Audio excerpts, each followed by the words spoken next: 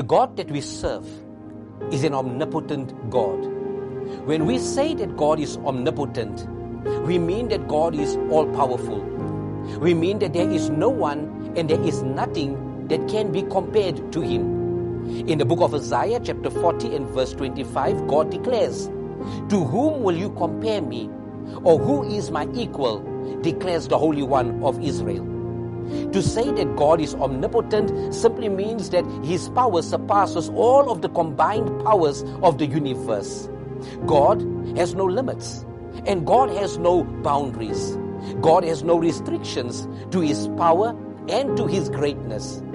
Jeremiah realizes this when he says in Jeremiah chapter 32 and verse 17, he says, "Sovereign Lord, you have made the heavens and you have made the earth by your great power and your outstretched arms, and nothing is too difficult for you."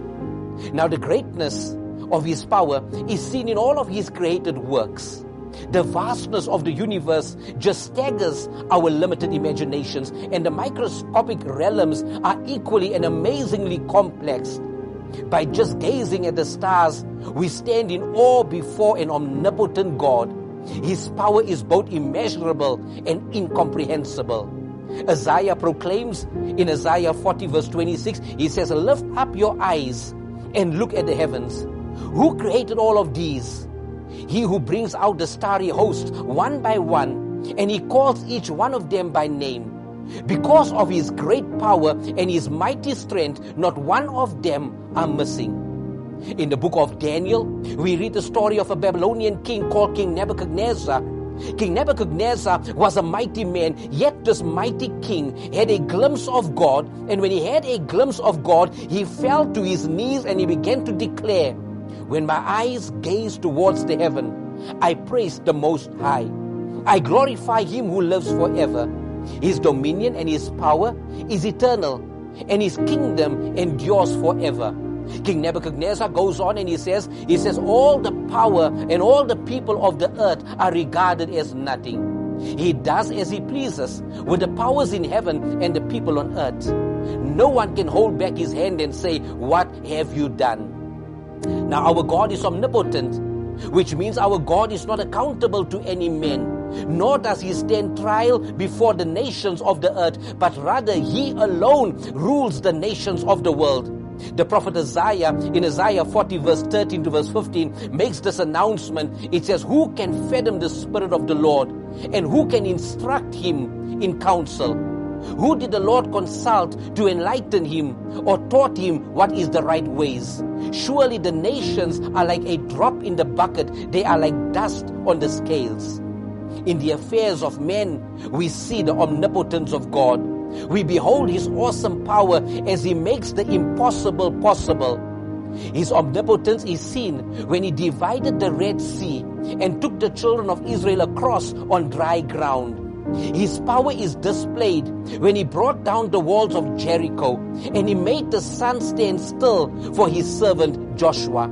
His omnipotence is displayed when through His Son Jesus Christ, who stood in the midst of the storm and said, "Be still." His omnipotence is displayed in Jesus Christ when Jesus stood at the grave of Lazarus and said, "Come forth." When Jesus stood in the streets of Galilee and said to the sick, "Be healed."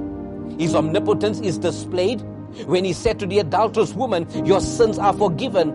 And when He said to the lame man, "Take up your bed and walk." When He said to the woman with the issue of blood, "Your faith has made you whole." And when Jesus uttered these words to the blind beggar, "Receive your sight." It is no wonder that we find in the book of Genesis chapter 18 verse 14 and Jeremiah 32 verse 27 the rhetorical question that says, "Is anything too hard for the Lord?" The resounding answer is recorded in Luke chapter 1 and verse 37 and Matthew chapter 19 verse number 26. It says, "With God all things are possible." As Christians, we are totally dependent on the omnipotence of God. The Apostle Paul reminds us in the book of Romans chapter 8 and verse 31, "If God is for us, then who can be against us?" This is the reason God makes all of these promises.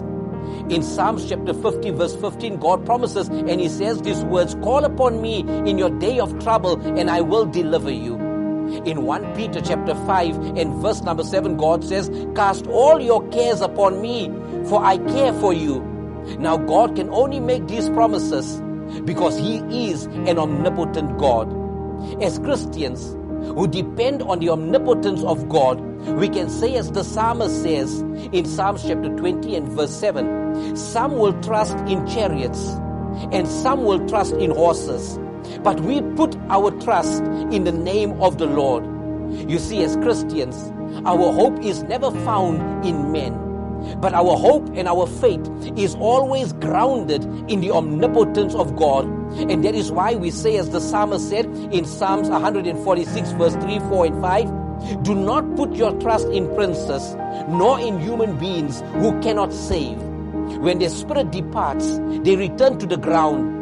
On that very day, their plans will come to nothing. But blessed are those whose help is in the Lord, whose hope is in the Lord their God.